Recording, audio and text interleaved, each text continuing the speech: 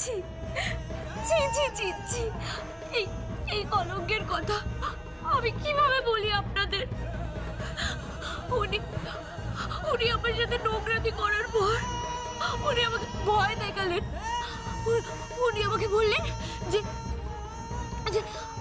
আমি যদি কাউকে এই সমস্ত কথা বলে দিই তাহলে আমার ব্যাডমিন্টন খেলা তো হবেই না, উল্টে উনি আমাকে প্রাণে মেরে ফেলবেন।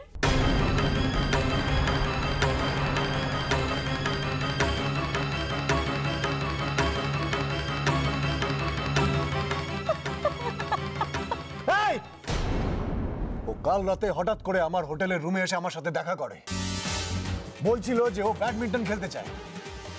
আমি ওকে বললাম যে আপনি কলকাতা একাডেমিতে এসে আমার সাথে দেখা করুন।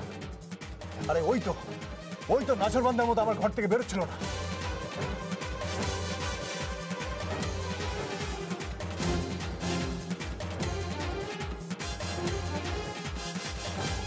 কাম ইন, দরজা খোলা আছে।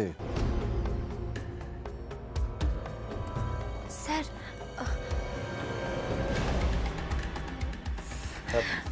বলুন। স্যার আমার না আপনার সঙ্গে দেখা করার অনেক দিনের ইচ্ছা ছিল। আপনি এই হোটেলে আছেন শুনে নিজেকে আর আটকে রাখতে পারলাম না, তাই চলে এলাম। হ্যাঁ মানে কি দরকার এসেছেন বলুন, কি ব্যাপার? স্যার আমার অনেক দিনের স্বপ্ন ছিল স্যার যে আমি একজন ব্যাডমিন্টন প্লেয়ার হব স্যার, কিন্তু এইরকম একটা ছোট্ট শহরে থাকি। আর স্যার মানে বুঝতেই তো পারছেন, টাকা পয়সা কোচিং এইসবের অভাবের জন্য আর কিছু করে উঠতে পারিনি স্যার। মানে আপনি তো কলকাতা ব্যাডমিন্টন একাডেমির হেড স্যার, আপনি যদি আমার মাথায় একটু হাত রাখেন তাহলে আমি নিশ্চয়ই একদিন বড় প্লেয়ার হতে পারবো স্যার। স্যার আপনি কলকাতা একাডেমিতে আসুন, আমি দেখছি কি করা যায়, ঠিক আছে? মানে আমি বলছিলাম যে স্যার প্লিজ আপনি একটু আমাকে চান্স দিন স্যার। আমি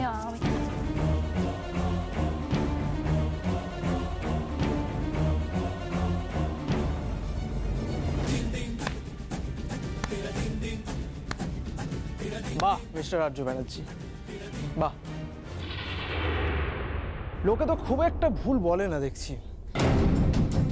আপনি সত্যি একজন গুণী মানুষ।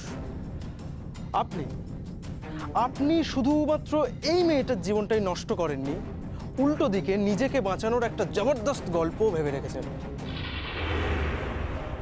কিন্তু আজ আপনি বানিয়ে গল্প বলে আর বাঁচতে পারবেন না, কারণ আপনার সমস্ত কুকীর্তির প্রমাণ আমার কাছে আছে।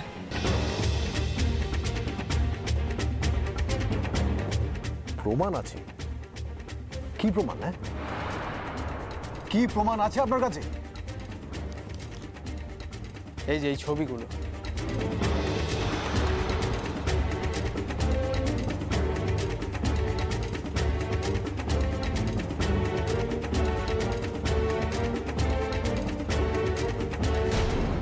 তোমার ওই বাবুর সঙ্গে আমার কিছু না কিছু একটা ব্যাপার আছে, তাই না? কালই তোমার কাছ থেকে এই ছবিগুলোকে নিয়ে আমি জাস্ট ওই ব্যাডমিন্টন কর্তার ধাজিয়া উড়িয়ে দেবো।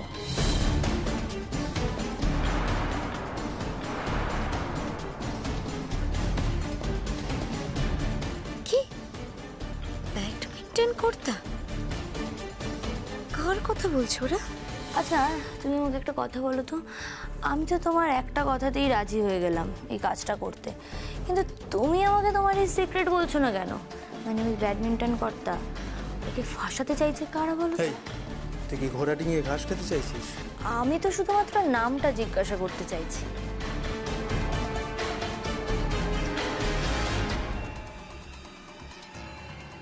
ওরা কোন ব্যাডমিন্টন কর্তাকে ফাঁসানোর চেষ্টা করছে?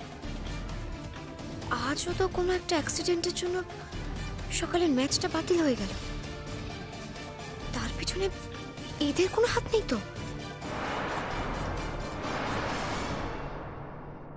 তার মানে ওরা কাল খেলার সময়ও কাউকে একটা ফাঁসিয়ে কোনো একটা গন্ডগোল করার চেষ্টা করবে। আমি তো সবটাই ভিডিও রেকর্ডিং করে রাখলাম। কাল আমি ওদের ছেড়ে কথা বলবো না, কিছুতেই না। এবার আপনারা সবাই বুঝতে পারছেন তো, ভালো মানুষের আড়ালে আসল শয়তান কারা? আচ্ছা আপনারাই বলুন, এই ছেলেটি যখন দেখলো যে মেয়েটির উপর জবরদস্তি করা হচ্ছে, তখন ওর কি করা উচিত ছিল? মেয়েটিকে বাঁচানো উচিত ছিল, তাই তো? কিন্তু ছেলেটি সেটা করেনি। ও তখন ছবি তুলতে ব্যস্ত ছিল। এখন আপনারাই বলুন, ওর জায়গায় দাঁড়িয়ে থাকলে আপনারা কি করতেন? বলুন বলুন প্লিজ।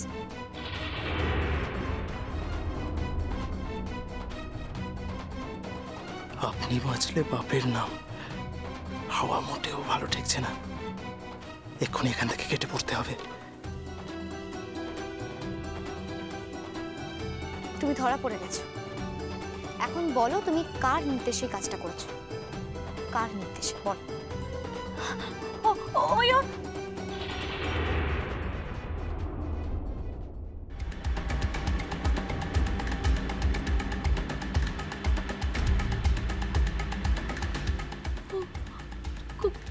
কোথায় গেল? কি হলো? তোমার সঙ্গী মানে যে তোমাকে এতক্ষণ ধরে সিম্প্যাথি দেখাচ্ছিল, সে তো তুমি ফেসে গেছো দেখে পালিয়ে গেল। কিন্তু তুমি তো পালাতে পারবে না। তোমাকে সবার সামনে সত্যিটা বলতে হবে, না হলে কিন্তু তোমাকে পুলিশে দেবো।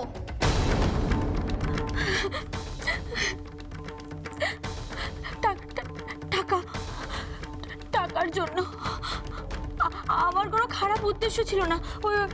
ওই পলাশ ও আমাকে বলেছিল আর্য ব্যানার্জির যদি মান সম্মান ধুলোয় মিশিয়ে দিতে পারে তাহলে ও আমাকে অনেক অনেক টাকা দেবে। আমি সেই জন্য এই কাজটা করে ফেলেছি। দয়া করে আমাকে পুলিশে দেবেন না। দয়া করে আমাকে পুলিশে দেবেন না।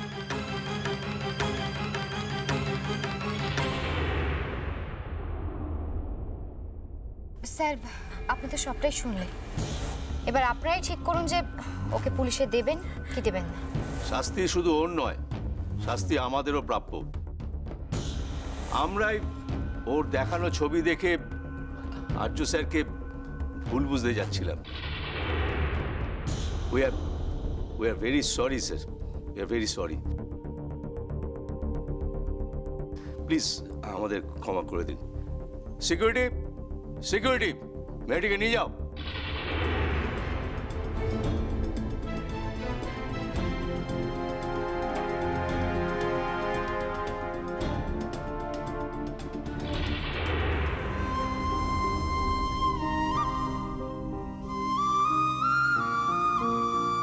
আজ থেকে 5 বছর আগে তুমি আমাকে অন্ধকার থেকে টেনে বার করেছিলে, আর আজও তুমি আমায় অন্ধকারে তলিয়ে যাওয়ার থেকে বাঁচালে। আমি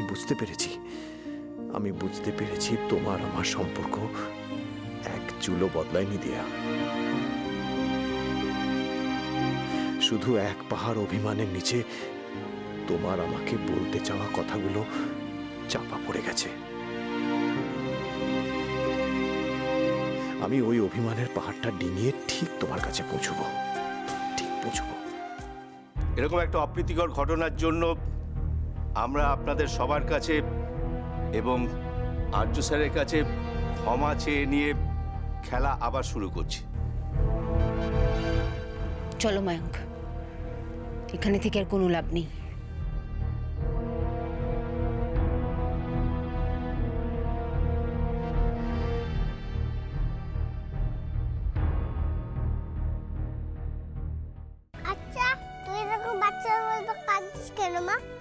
আমাকে বলেছি হাঁটতে হাঁটতে মানুষ দিতে শেখে। তুই তো একটা বার ছেড়েছিস মা। কলকাতাতে এখন অনেক ম্যাচ বাকি। তুই সেগুলোতে জিতে গোল্ড কাপটা আমাদের বাড়িতেই নিয়ে আসবি।